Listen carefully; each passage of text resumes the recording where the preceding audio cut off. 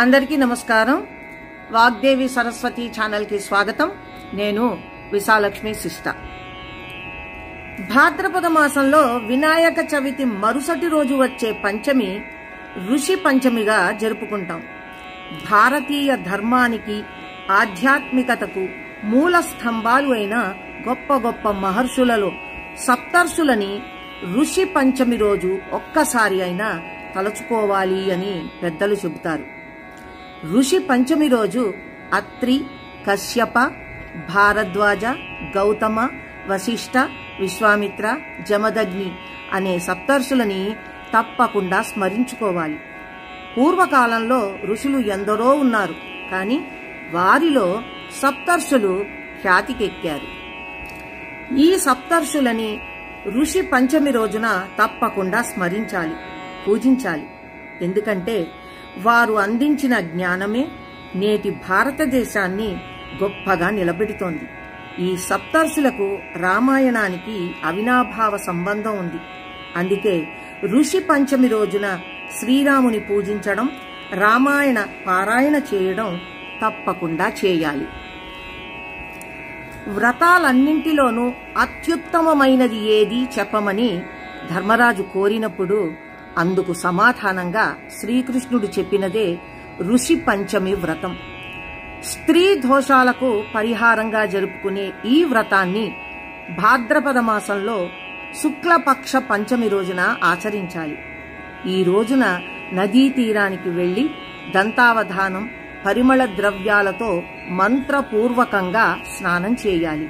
ఆ తరువాత ఆ నదీ జలాన్ని తీర్థంగా తీసుకుని అక్కడ హోమం చేయాలి.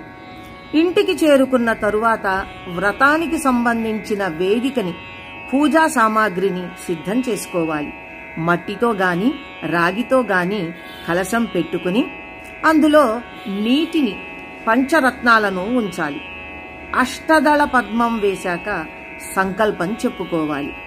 గణపతిని పూజించి గంగా, యమున, కృష్ణ, తుంగభద్ర తదితర నదుల నామాలను, మహర్షుల నామాలను స్మరించుకోవాలి. సప్త ఋషులను, అరుంధతిని పూజించాలి. ఆ తరువాత కథ చెప్పుకొని వాయన దానాలు ఇవ్వాలి. ఇలా 7 సంవత్సరాల పాటు క్రమం తప్పక ఈ వ్రతాన్ని చేసుకుని ఆ తరువాత ఉద్యాపన చెప్పుకోవాలి. ఇక ఈ వ్రతం జరుపుకోవడానికి కారణంగా చెప్పబడుతోన్న కథని గురించి తెలుసుకుందాం. పూర్వం విదర్భ దేశంలో సుమిత్రుడు, జయశ్రీ అనే దంపతులు నివసించేవారు. వేదశాస్త్ర పండితుడైన సుమిత్రుడు భార్యా విధేయుడు. అందువలన ఆమె ఋతుదోషాలను పట్టించుకోకుండా నడుచుకుంటున్నా చూస్తూ ఊరుకునేవాడు. సుమతి అనే కుమారుడు జన్మించిన కొంతకాలానికి వాళ్ళు కాలం చేశారు. సుమతికి చంద్రావతితో వివాహం జరిగింది. నియమ నిష్టలను పాటిస్తూ వాళ్ళు అన్యోన్యంగా కాలం గడపసాగారు.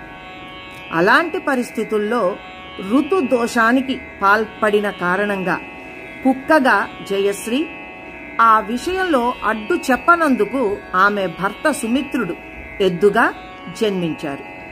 కొడుకు పట్ల తీరని ప్రేమానురాగాల కారణంగా వాళ్ళు సుమతి ఇంటికి చేరుకున్నారు. ఇలా ఉండగా ఒక రోజున సుమతి తన ఇంట్లో పితృకార్యాన్ని నిర్వహిస్తూ ఉండగా ఒక పాము వచ్చి పాయసం తాగేసి అదే పాత్రలో విషం కక్కి వెళ్లిపోయింది. కుక్క రూపంలో ఉన్న జయశ్రీ ఈ దృశ్యం చూసి మిగిలిన పాయసాన్ని బ్రాహ్మణులకు వడ్డిస్తే ప్రమాదమని భావించి చంద్రావతి చూస్తూ ఉండగా వాటిని తాకింది. ఆవేశంతో ఆమె కర్రతో ఆ కుక్కను కొట్టి మళ్లీ పాయసాన్ని సిద్ధం చేసింది. ఇక సుమతి ఒకవైపున పితృకార్యాన్ని శ్రద్ధగా నిర్వహిస్తూనే మరోవైపున బాగా పొద్దుపోయేదాకా ఎద్దుతో పొలం పనులు చేయించాడు. ఆ రాత్రి ఎద్దు, కుక్క రెండూ కూడా తమకి ఎదురైన అనుభవాన్ని గురించి చెప్పుకుని కన్నీళ్లు పెట్టుకున్నాయి. నియమ నిష్ఠల కారణంగా తనకి సంక్రమించిన కొద్దిపాటి శక్తితో ఆ ఎద్దు, కుక్కల ఆవేదనని సుమతి అర్థం చేసుకున్నాడు. తపోబల సంపన్నులను కలుసుకుని విషయాన్ని వివరించాడు. పూర్వజన్మ పాప ఫలితంగానే తల్లిదండ్రులు అలా జన్మించి అవస్థలు పడుతున్నారని, పాప విముక్తి కోసం ఋషి పంచమి వ్రతం చేయాలి అని తెలుసుకున్నాడు.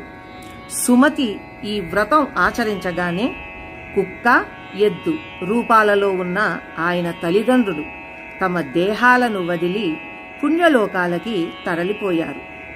ఆనాటి నుంచి ఈ వ్రతాన్ని ఎందరో ఆచరించి తగిన ఫలితాలని పొందినట్టుగా పురాణాలు చెబుతున్నాయి.